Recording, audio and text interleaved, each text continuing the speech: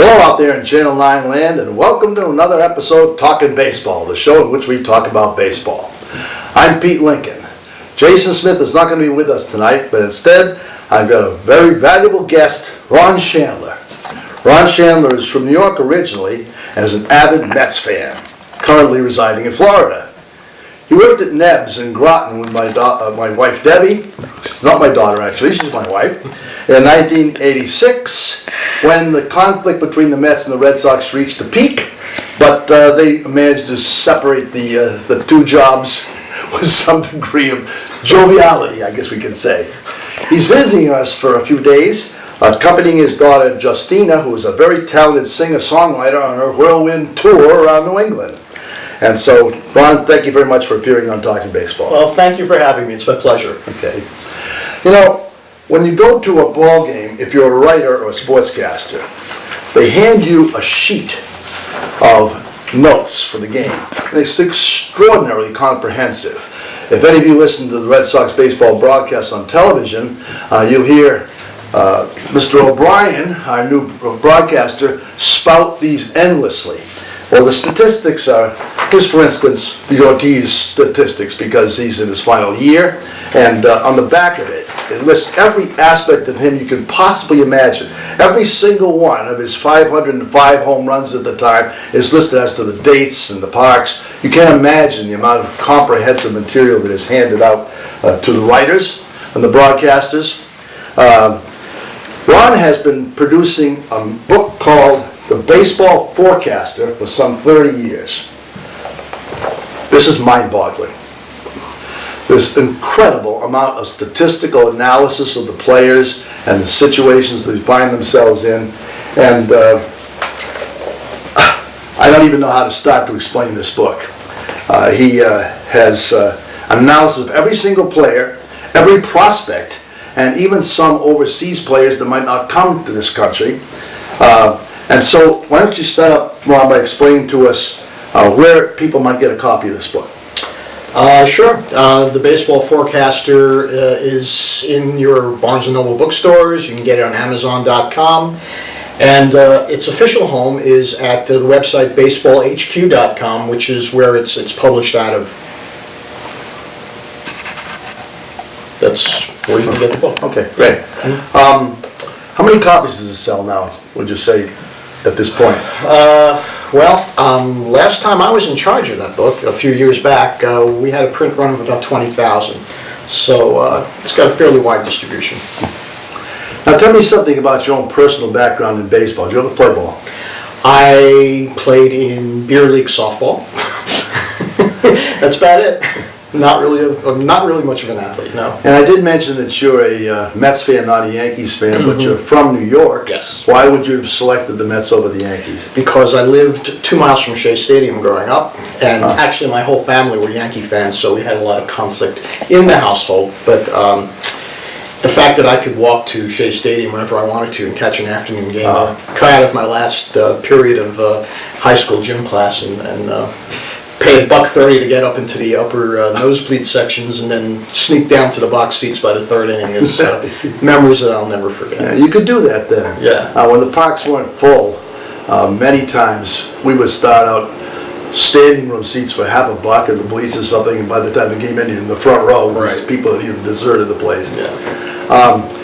I don't think that all of our audience out there has much of a understanding of exactly what fantasy baseball is. So if you could take it down to a more elementary level, what exactly is fantasy baseball, and how does someone get involved in that? Sure. Most of my work has been involved in fantasy baseball. And essentially what it is a group of people get together and they create their own hybrid teams, picking players from all the different major league teams. And there are a variety of different ways to pick the players, but essentially at the end of what we call a draft, you'll have a roster, like a 25-man roster. You might have one player from the Yankees, you might have 3 players from the Blue Jays, you might have a Red Sox pitcher. No. Well, not this year. And then you follow what these players do during the course of the season, and by the end of the year, the hybrid team, the fantasy owner that has the best aggregate set of statistics is the winner. And during the season, players get hurt, you get to replace them, you can trade players. There's lots of managing of your roster that you can do during the course of the year, but once the final pitch is thrown, you crown a winner, and that's the essential essence of what traditional fantasy baseball is.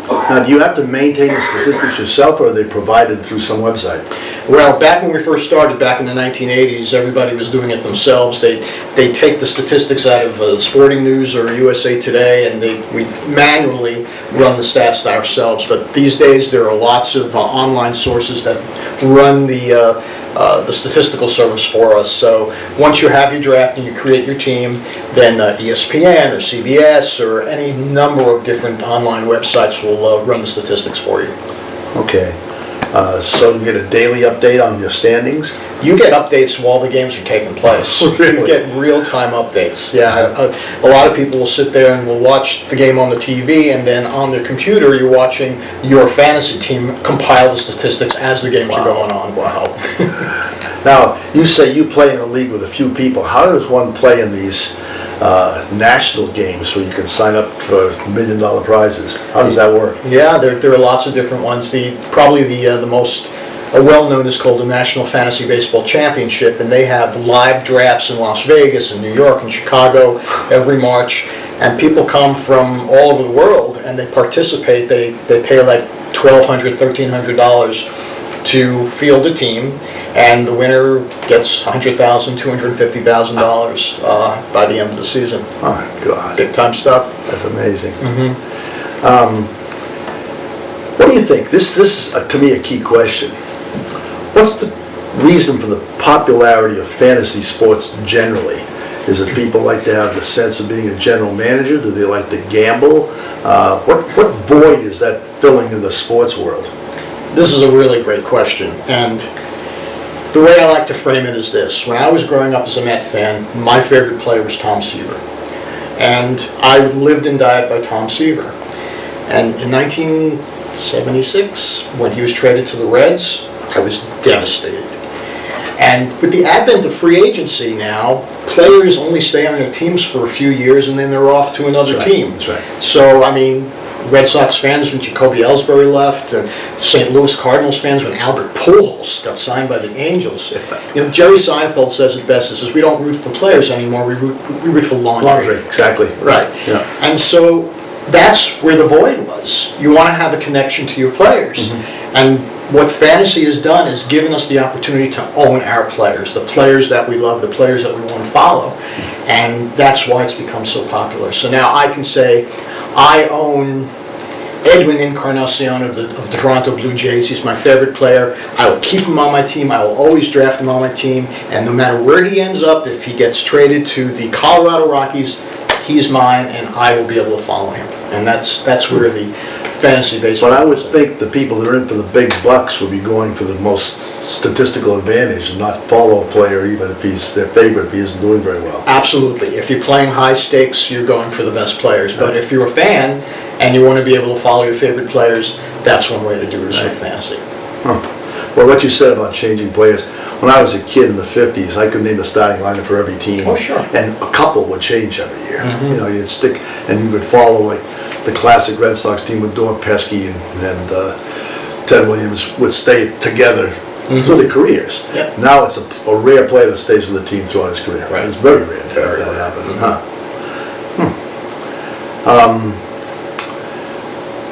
Why would it be, you think, that people play fantasy baseball that don't pay much attention to real baseball. When spring comes around, I look in the newsstands, there'll be 6 magazines of fantasy baseball, and I have to look to find ones for real baseball.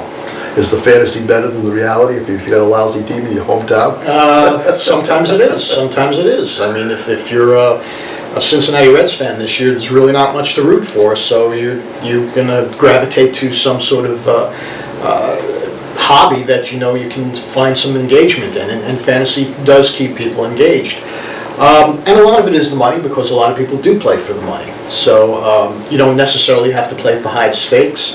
A lot of private leagues you might play for $100 or $200, but it's still, there's bragging rights, and you're trying to say, well, I created a better team than my friends did, and there's something to be said for that. So you're Theo Epstein for the day. Absolutely. Yeah, it's great. Yeah, that's cool. Good. Now, speaking of your books, and your research, how do you gather all these statistics? Are there sources? You compile them yourselves? You work, I see a lot of your own formulas and graphic charts. How do you do all that? There are data feeds. I mean, the average fan can't do that. No, but there are services. There's services, Baseball Info Solutions, Inside Edge. There are a lot of different companies that provide these data feeds that organizations pay for, and they feed them into programs that create all these statistical models. Huh. Yeah. Which was not available before the internet. Correct. There were actually, Stats Inc. was created these data feeds in the early 90s through BBS's bulletin board systems. So even before everybody was on the internet, electronically you could type into a terminal and pull some of the statistics down. But it's become so more complex, and the number of statistics that are available now is mind-boggling. Yeah. When you started in '86, were you still using those sources, or you make up your own? No, everything was data entry by hand at that point. Wow. And I remember I did my first. I was using Lotus 123 version 1.0 to type in the statistics, and the very first edition of the Baseball Forecaster, which was basically a bunch of loose pages with statistics on them, was done on Lotus 123. Wow. Yeah, I hate to say this, but I was one of the very few that was continuing to use Lotus 123 up until maybe about 5 or 6 years ago, when I found, a late adopter of Excel, which is, once you know something and you got everything down, muscle memory and finger memory, you just kind of stick with it. Yeah. Okay, I tried to do the best I could to plow through your book last evening. He presented me with a copy, and maybe 10 o'clock last night. About 1:15, I figured I'd better get some sleep. But I came up with a handful of questions from the book that either I didn't explain or I think would be interesting to our viewers. I guess I should read my book. In your book, you talk about the cyclical nature of power. Mm-hmm. What does that mean, and what do you think accounts for it? And as an extra factor, how do you figure the steroid error into that? Absolutely, that's a key factor. Tracking power trends over time, and there are cyclical natures based upon size of the ballparks, types of players, how tightly the ball is wound, and in the late 1990s, when home runs were being hit everywhere, we were speculating what was causing this huge power, not realizing at the time that it was performance-enhancing drugs. But you notice that McGuire got a little larger? Yeah. Barry Bonds' head became... yeah. But nobody wanted to admit it, because we kind of all had our heads in the sand. But really it started, in '88 was when we first saw it, because '87 was a huge offensive year. '88, everything kind of pulled back a little bit for a few seasons. The big jump in power started in 1993. From 92 to 93, there was a huge jump in power, and it just kept building and building.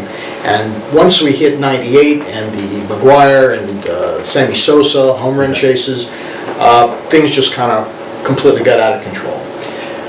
So once we realized that the steroids, performance-enhancing drugs, were playing a factor here, and there's still a lot of people that are deniers that don't. That's right. But the evidence is, from my perspective, overwhelming, and I think the key logical argument for it is if steroids didn't help players improve their performance, why would they be taking it? If it didn't help them recover quicker from injury, why would they do it? So there's just a logical argument. So they increased the testing, but here's the thing with testing. The tests are only as good as how quickly it can keep up with the laboratories. And the laboratories are always going to be one step ahead of the testers. So you've got a cat and mouse game going on here where players are continually going to look for an edge. They're going to find a lab that's going to give them that steroid and that chemical agent that's going to be able to clear through the system within 24 hours and still give them the edge that they want. Right. And until a test can be found to detect those chemical agents, they're going to continue to use these and help improve their performance. Some players are going to use them, some players are not. But from what I've seen, there's a large percentage of players who use them, who still continue to use them. The fact that they're still getting caught these days is a matter of, part of it's stupidity, because most everybody knows how to circle these agents through their system quicker. Like D. Gordon. Yeah, absolutely. Absolutely. I mean, it's just crazy that this is still happening, but this is the nature of the beast. Players are going to constantly look for an edge. And it's when you have the potential to make millions of dollars, you're going to try to find that way to stay ahead and keep your job. So that battle is what's causing the cyclical nature of the sport. Okay, as players find new ways to maintain using these agents, using whatever means they can to stay ahead, that's when you're going to see rises in power, pitchers throwing 90 miles an hour, 95 miles an hour. And then when the testing improves, then it scales back again. And sometimes it takes 5-10 years for the testing to catch up to the labs. But when you're doing your statistical analysis, you can't factor that drug factor in. So in the late 90s, when the home run chases were going on, that has to be included with no regard to the drug. It's horrible. Yeah. It's horrible. The worst. It's the biggest challenge to projecting player performance is trying to figure out how to factor in the possibility of PEDs, and it's the one thing that made my job as a prognosticator the most difficult, because you never know. Brady Anderson hits 50 home runs in a year, and it's like, well, where did that come from? And at the time, I remember in 96, 97, trying to analyze what could have caused him to be able to suddenly exhibit this massive amount of power, and we're looking at every possible variable. And in the end, he never hit more than 20-25 before, and never hit more than 20-25 after. And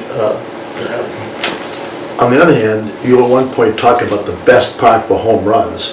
Baltimore won. You had 3 40 home run hitters, including the second baseman, was David Johnson, I think. It might be just the park, circumstances, playing 14s. Sure.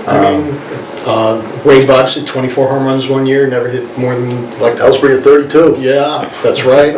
I go back to Bert Campaneris in the 60s, had a 24 home run year, never hit double digits any other season. So it's so doesn't that create kind of a cynicism if someone does have a spectacular season? You automatically assume that he's enhancing something. We never looked at it that way 10, 20 years ago, but now we do. Now we're thinking this is the year that he took steroids. Well, talk about the thing that I've always found most fascinating about these fantasy baseball books is the projections for the current year, because that's always concerning. In other words, how are they going to do this year? You can see what they did last year, and a lot of times they'll just assume they will repeat what they did the year before, good or bad. And it seems to me, as looking through this book and a lot of the books, that you tend to suggest that people will do more poorly than they did the year before. I think I figured like 15% going through them. What's your reasoning behind that? Well, if you look through history and take a look at a level of performance that each player puts up, the odds are very, very strong that a player will regress, especially if he's put up exceptional numbers in one season. The regression is like the most powerful contributor to a player projection. Really? Yeah, it's even for younger players. Even for younger players. Really? Yeah, because when you think about younger players, if a player a rookie gets off to a great season, what typically will happen is the opposition is going to look for a weakness. Right. Pitchers are going to try to pitch them differently, and it becomes, again, a cat and mouse game. It's a constant game of adjustments, and those young players who can adjust will improve. But the odds are, and it's like 70% odds, that the players will regress from one season to the next. I assume that they're flying under the radar for a while. Yes. Like Billy Miller's season for when he won the batting title. Right. Yeah. How do you feel, though, when you miscalculate? Because Xander Bogaerts, I think, is an amazing player, so I looked to see in your book what you project him, and your comment is, the prospect lived up to billing in sophomore campaign, or did he? Batting average headed way down as percentage corrects.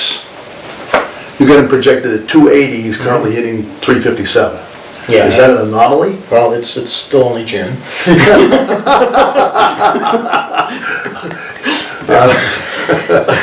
Very good. Very good. You got me. But I mean, he could be a member of the 20%. The smaller percentage that defy it. And if we could project players with 100% accuracy, I would not be here. I would be in Vegas right now. I looked up Stephen Wright, and you had him projected for 4 wins, and you got his 8th win last time. And how can you tell things like that? We didn't know he'd even be a part of the rotation this year. And to me, I would think that makes fantasy baseball more fun, because you can use these stats all you want, but there's going to be some Joe Morgan insight into your instinct says this kid's got it or doesn't have it. Absolutely. I mean, the variables are just wide. I mean, I built one of my fantasy teams around D. Gordon, and now I'm trying to... What do I do now? Okay, that's very interesting. Now, when you assign dollar values to players, is the value rated by the position the player plays? So every top shortstop, every shortstop, the top one is rated the same as the top second baseman for money? No, it's not. It's not by position. It's basically it's based on productivity, just raw productivity. So the top, for instance, if you remember, who's the top money player in the book? It's probably Mike Trout or Kershaw. Kershaw, right? As far as pitchers, yeah. Okay. Yeah, and so it's possible the top 5 money players could all be pitchers? It's possible. In fact, it's the last few seasons, pitchers have been a part of the top 10 earning players a lot more than they had been in the past. Usually, you might have 1 or 2 pitchers in the top 10, but last year, the top 3 top earners were Jake Arrieta, Clayton Kershaw, and I forget who the third one was, but maybe Max Scherzer. But they... it wasn't Clay Buchholz, I don't think. No. That was back in 2008, I think. For half a season. Yeah, and it's all based on a base of $260, because that's the standard rotisserie roster budget. So, your elite player is going to be $35 to $40 or $45 players, and your solid regulars will be about $20 $25, and then your fringe players will be under $5. Okay, I don't think you explained that there's a salary cap when you do this. Yeah, for leagues that use that, and there are different types of fantasy leagues, but some leagues use a $260 salary cap, and so the players are rated based upon that cap. So again, the stars will be $30, $40, and the lower players. What I often like to do is look for those $1 players who might have a lot of upside, and by rostering a lot of those low value players, it gives me the flexibility to roster Clayton Kershaw. So you have to fill out a roster with each position, and you can't just pick all pitchers. Right. Okay, I understand. Yeah. What position would you usually pick last? Again, it depends upon the league context. One of the leagues I'm in, the last type of player I pick is a relief pitcher. Because if you're looking at specific statistical categories, relievers only contribute to saves for the most part. Everything else, every other contribution they make doesn't have as much of an impact on your team's bottom line, because they don't pitch as many innings. So they'll contribute a few strikeouts, maybe a handful of wins, which you really can't predict. But saves, that's where the real value is. Most other players contribute in 3, 4, 5 categories, but relievers just 1, so they'll typically be directed less. So a middle reliever would really be Middle reliever in most leagues has very little value. ERA isn't factored in? ERA is factored in, but again, they don't pitch enough innings to really have, if I have 9 pitchers on my staff, I'm going to opt for a starting pitcher who's going to pitch 180, 200 innings over a reliever who's going to pitch 60 or 70. So you'd say the relief pitchers probably have the least value of the players? Yes. What are the most pitchers? Even though they only pitch in 30 games? Actually, the players that have the most value are like high offensive shortstops. Players who play at a position where the talent drops off very quickly. So catcher, Buster Posey, is a very, very highly rated player because the catching pool is bereft of offensive talent. Certainly is. Yeah. This year, there's been times it was just the opposite. Yeah. What position right now would you say is the least talent? Catching? Catching, yeah, definitely. Yeah. Huh. Well, one of the new stats, I say new, at least new to the general baseball public, is what's referred to as WAR, W-A-R. And that is quoted more and more as factors in not only fantasy leagues, but in real baseball and general managers. Can you explain exactly what that is? This is Jason Smith isn't here tonight, but that was the question he was most interested in himself, because he's baffled by it. Well, essentially it's this. WAR it stands for wins above replacement. And here's the concept. It says if you took any player on your team and had to replace him with a AAA player, a minor league player, how much would you be losing? Okay? Now that AAA player, that minor league player is sort of a baseline, a replacement level. It's a player that you could easily get pulling up from your AAA team, but doesn't have a lot of value because... Well, it has to be a minor league. It couldn't be the 4th or 5th outfielder, say? It could be. It could be, but it's basically a low-level player. Okay. It's basically the bottom of the barrel. That's your replacement level. And what wins above replacement does is it uses a complex statistical formula to determine how many wins your regular player is contributing to your team over and above that baseline. So if you have a player who is 4 or 5 wins above replacement, that's how much he's contributing to your team. And you can compare, a player with a 6 WAR versus a 3 WAR. That player with a +6 WAR is contributing twice as much to your team as the player with the +3 WAR. And it's become pretty much of a mainstream statistic now, and it's a very accurate measure of an overall measure of players' contribution to the team. Can you simplify the complex mathematical procedure? Not a chance. Did you dream it up? No. It's actually built upon, years and years of different formulas. It includes a formula called batting runs, which was developed by Pete Palmer back in the 1980s. For pitchers, includes fielding independent pitching, which is a formula that's only been around now for about 10 or 15 years. So it's kind of been built over time using a lot of different formulas. But this aggregate measure now has been a fairly accurate way to compare players, basically. Wow. You have one page in this book, which I found, I think, one of the most interesting things. Comparison of parks for best homers and for worst homers. Now, do you factor in a player's value depending on the park they play in? Because if you've got someone like Davis, who plays in Baltimore, is one of the best parks for both left and right-handers, do you factor in his value based on where he plays? Absolutely. And so you have to know what park they'll be playing in, or if it plays in the East, where there's, I think, 3 of the parks are rated as the best players to play. You'll get a higher rating than someone plays, say, in the NL West. Absolutely. Yeah, you have to, because the park plays, they play half their game in their home ballpark. Any player who plays for the Colorado Rockies, half their games at Coors Field. You don't have to be a good player to play in Coors Field and have great numbers. We look back, to Dante Bichette and Ellis Burks when he played with the Rockies. To put up ridiculous numbers back then. Like Larry Walker. Yeah. But when they moved to other ballparks, suddenly, the numbers just declined significantly. So the park factors in some of the higher offensive parks like Coors Field, like U.S. Cellular in Chicago, Baltimore, Cincinnati to some extent, they inflate player statistics, so that increases their value in the fantasy sense. So, It's interesting that Fenway is now listed as a good home run park. Used to be a good one. In fact, you've got it listed as one of the worst for lefties. Fenway used to be a good home park until they glassed in the top there. It changed the whole wind currents in the park. That's true. Huh. A term I didn't know. What is positional scarcity? We actually have already talked about it a little bit. It's a position where there's not a lot of talent. So catcher, there's a scarcity of talent at that position. So the good players kind of rise to the top and increases their value. So catcher is the position has the most scarcity. Shortstop typically has a fair amount of middle infielder, shortstop, second base typically have a fair amount of scarcity. Every other position pretty much there's a good amount of talent.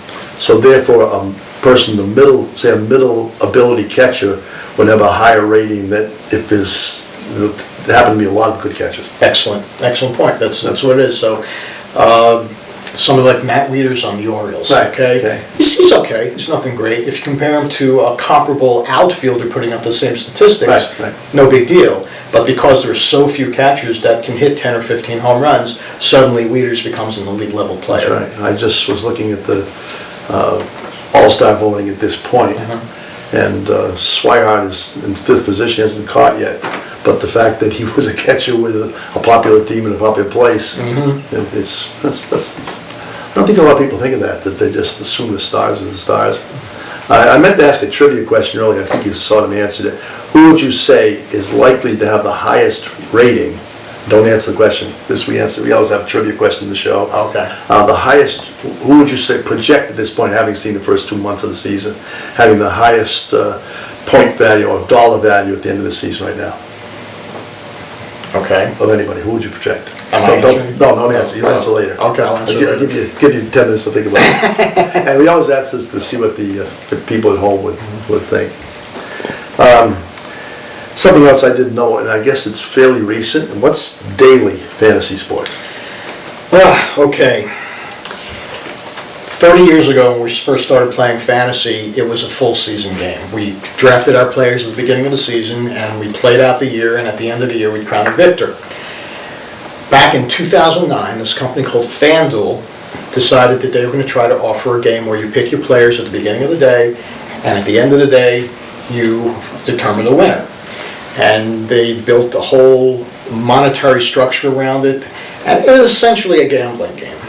However, they've kind of skirted a gray area within the law that says that fantasy baseball is not a gambling game. Back in 2006, it was called a Universal Unlawful Internet Gambling Enforcement Act. And basically what this act was designed to do is to cut down on online gaming, online poker. And it did do that. But as a part of this law, they had this carve-out that was written that defined what constituted a legal fantasy game. And a game was considered legal if it met 3 criteria.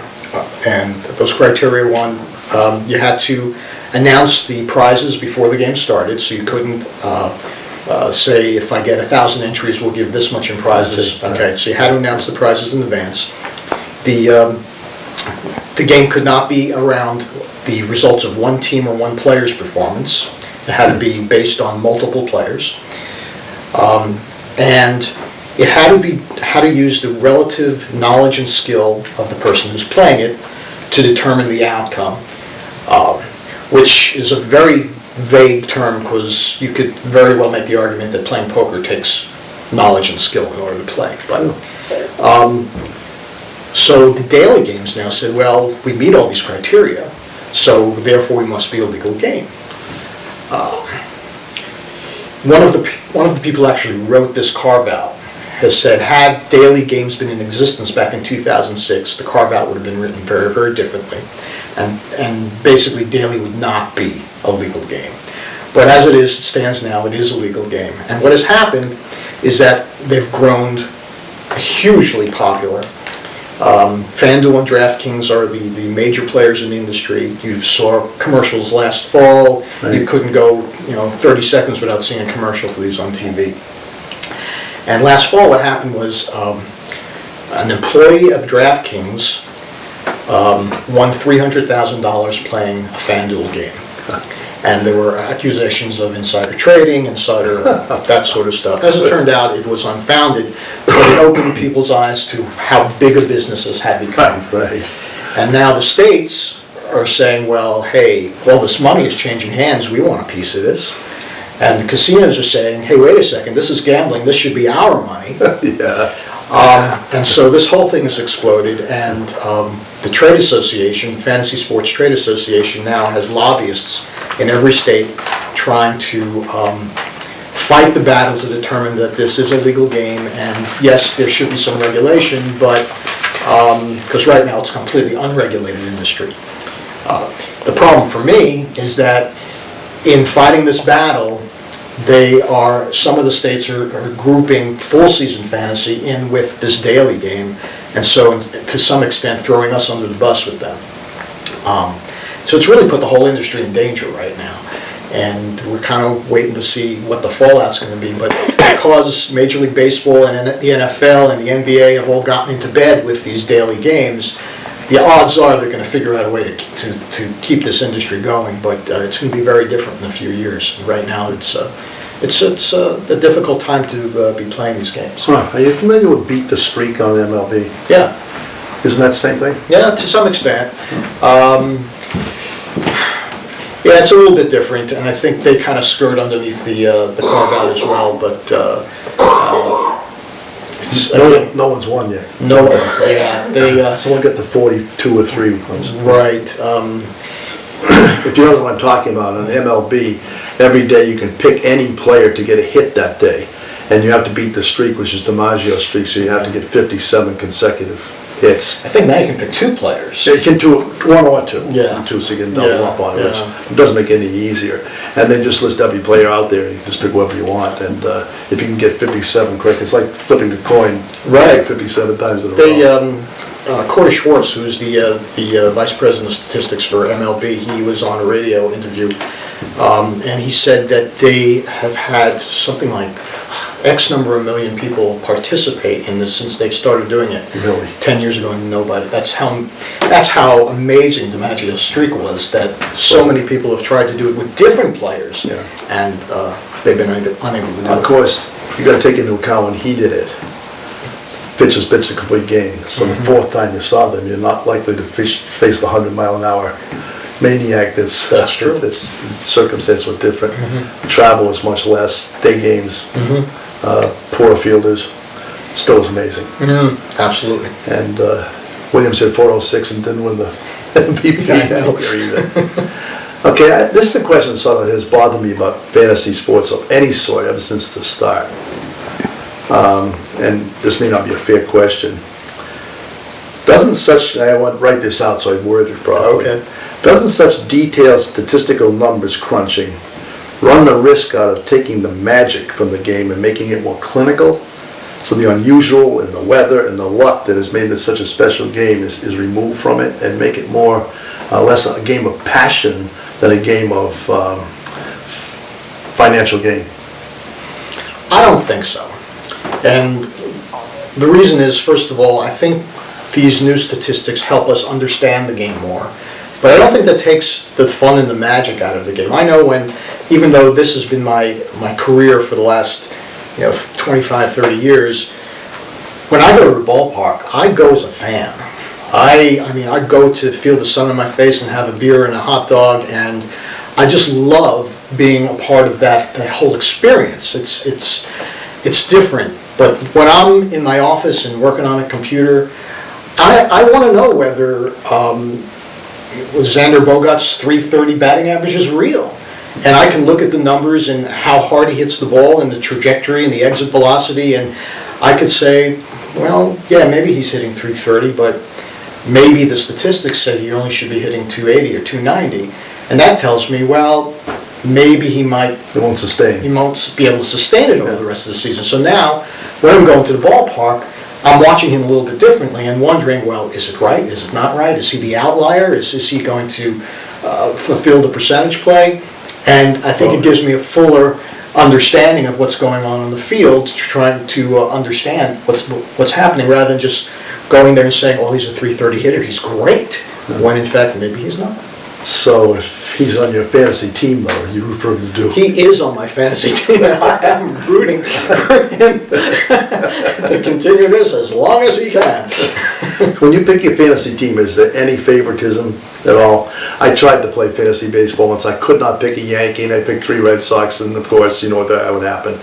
Can you detach yourself completely from any personal attachment to players or anything, and just go by your book? Well, that's what I advise in the book, is to be completely unemotional about it and just pick the best players. But this is a hobby. This is supposed to be fun. So I always Except for the $1 million yeah, at the end. yeah. But I don't play for money for the most part. I don't participate in the high stakes leagues, and all of the leagues I'm in are in industry leagues with writers and analysts in the media, and we just play for bragging rights. And I like it that way because I can put a Met on my team if I want to, and I can, for the longest, as a Met fan, I don't like the Yankees any more than you do, so for the longest time, for the longest time, I would avoid Yankees as well, but now it's like, okay, I have a choice between this pitcher who last year had an ERA of 5 and deserved every run of it, or Masahiro Tanaka. What do I do? Well, I want my team to win, so okay, I'll put Tanaka on my team this year. You're a better man than I am, that's for sure.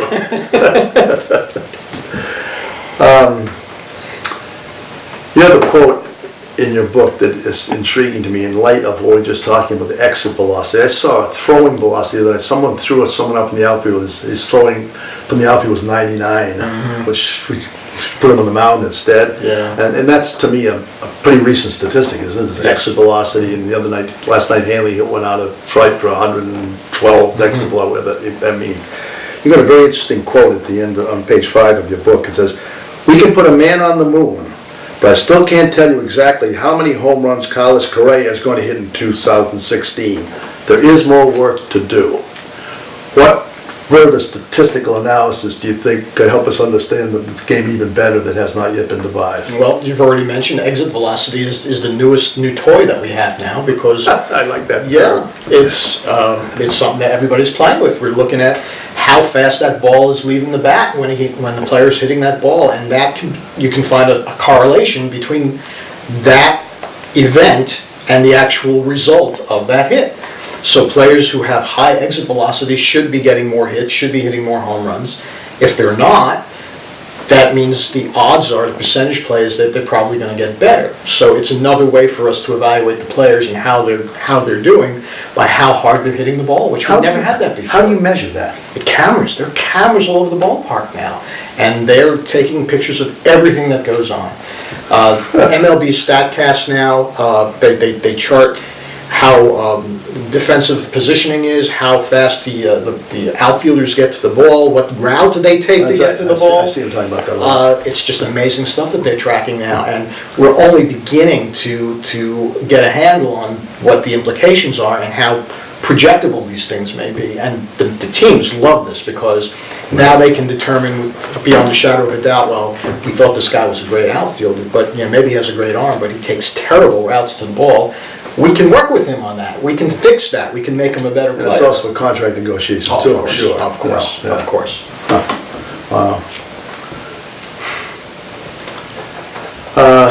Any idea who might be your projected trivia answer here?